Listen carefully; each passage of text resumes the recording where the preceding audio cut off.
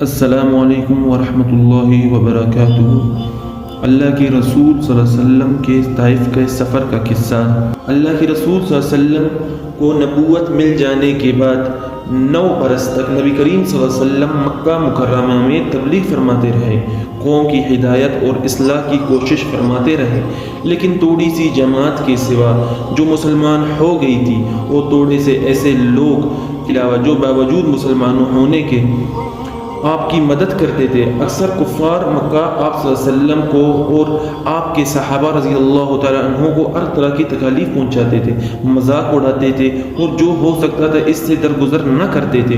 حضور صلی اللہ علیہ وسلم کے چچا ابو طالب بھی انہیں نیک دل لوگوں میں تھے، جو باوجود مسلمان نہ ہونے کے حضور صلی اللہ علیہ وسلم کی ہر قسم کی مدد فرماتے تھے۔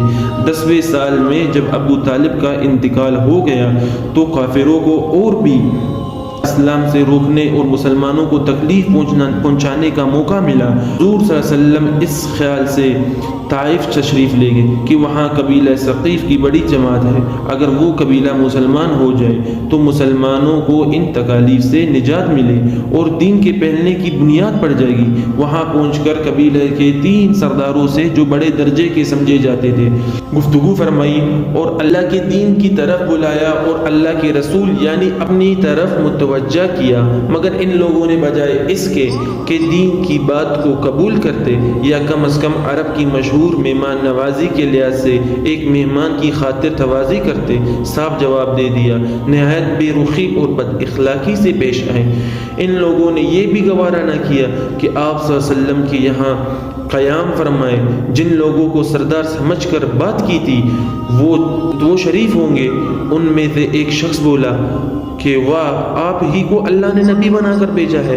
دوسرا بولا کہ اللہ کو تمہارے سوا کوئی اور نہیں ملا تھا جس کو رسول بنا کر بھیجتے۔ تیسرے نے کہا میں تجھ سے بات کرنا نہیں چاہتا، اس لیے کہ اگر تو واقعی نبی ہے جیسا کہ تو دعویٰ کرتا ہے تو تیری بات سے انکار کرنا مصیبت سے خالی نہیں، اور اگر جھوٹ ہے تو میں ایسے شخص سے بات نہیں کرنا چاہتا۔ اس کے بعد لوگوں سے ناامید ہو کر اللہ کے رسول صلی اللہ علیہ وسلم نے اور لوگوں سے بات کرنے کا ارادہ فرمایا۔ آپ صلی اللہ علیہ وسلم اس ہمت لال کے پہاڑ تھے، مگر کسی نے قبول نہ کی، بلکہ بجائے قبول کرنے کے صلی اللہ علیہ وسلم سے کہا کہ ہمارے شہر سے فوراً نکل جاؤ اور جہاں تمہاری چاہت کی جگہ ہو وہاں چلے جاؤ۔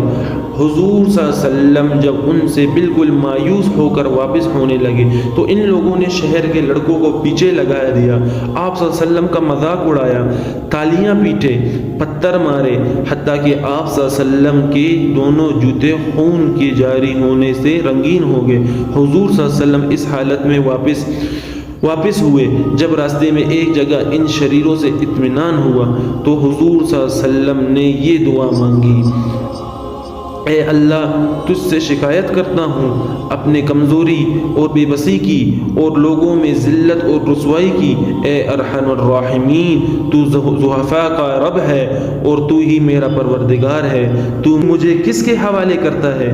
کسی اجنبی بیگانگے کے جو مجھے دیکھ کر تش روی ہوتا ہے، منہ چڑھاتا ہے، یا کسی دشمن کے جس کو تو نے مجھ پر قابو دیا؟ اے اللہ میں تجھ سے ناراض نہیں ہوں، تو مجھ سے کسی کی بے پرواہی نہیں ہے، تیری حفاظت مجھے کافی ہے۔ میں تیرے چہرے کے اس نور کے طفیل جس سے تمام اندھیرے روشنی ہوں گے، دنیا اور آخرت کے سارے کام ہو جاتے ہیں، اس بات سے پناہ مانگتا ہوں مجھے تیرے غصہ ہو یا تو مجھ سے ناراض ہو، تیری ناراضگی کا اس وقت تک دور کرنا ضروری ہے جب تک تو راضی نہ ہو۔ تیرے سوا کوئی طاقت ہے نہ قوت۔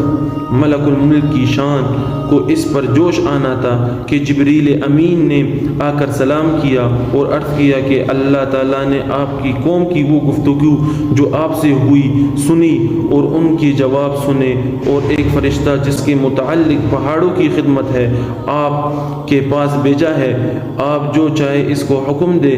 اس کے بعد اس فرشتے نے سلام کیا اور عرض کیا کہ مجھے ارشاد ہو میں اس کی تعمیل کروں، اگر ارشاد ہو دونوں جانب کے پہاڑوں کو ملا دوں جس سے یہ سب درمیان میں کچل جائے، اور جو سزا آپ تجوید فرمائے۔ حضور صلی اللہ علیہ وسلم رحم و کریم ذات نے جواب دیا کہ میں اللہ سے اس کی امید رکھتا ہوں کہ اگر یہ مسلمان نہیں ہوئے تو ان کے اولاد میں سے ایسے لوگ پیدا ہوں گے جو اللہ کی عبادت کریں گے۔ تو بھائی یہ ہے خالق، یہ ہے اخلاق اس کریم ذات کے جس کے ہم نام لیوے ہیں۔ ذرا سی تکلیف سے، کسی کی معمولی سی گالی دینے سے ایسے بگڑ جاتے ہیں کہ پھر عمر پر اسے بدلہ نہیں اترتا، ظلم پر ظلم اس پر کرتے رہتے ہیں اور دعویٰ کرتے ہیں اپنے محمدی ہونے کا، نبی کی پیروی بننے کا۔ نبی کریم صلی اللہ علیہ وسلم کے اتنی سخت تکلیف اور مشقت اٹھانے کے باوجود نہ بددعا فرمائی نہ کوئی بدلہ لیا ہے۔